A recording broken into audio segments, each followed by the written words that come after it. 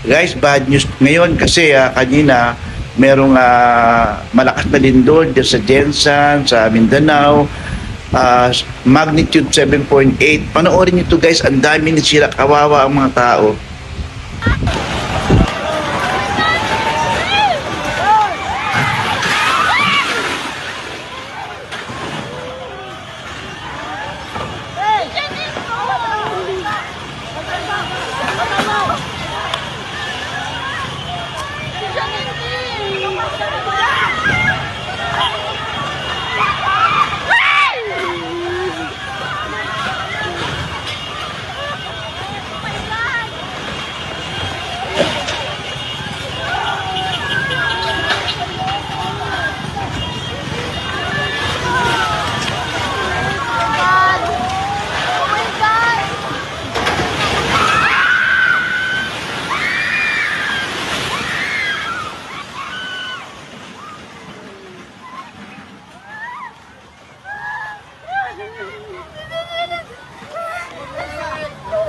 Oh my goodness! Ito nyo guys, diba ang daming nasira, ang daming bumagsak.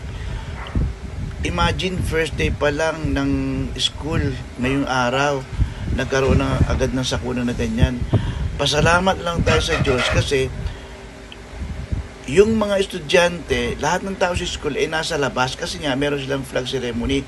Pasalamat at nandun sila sa labas. Otherwise, kung nandun sila sa loob ng building, I'm sure magpapanik lahat yung mga yan. At baka pag nag-collapse pa yung building, mas lalong maraming mamamatay. At kaya pasalamat na lang tayo at yung mga tao na nasa school, nasa labas sila at nagpa-flag ceremony sila. Hindi pa yan guys, andai ko napanood na iba-ibang lugar sa Mindanao, sa Jensan.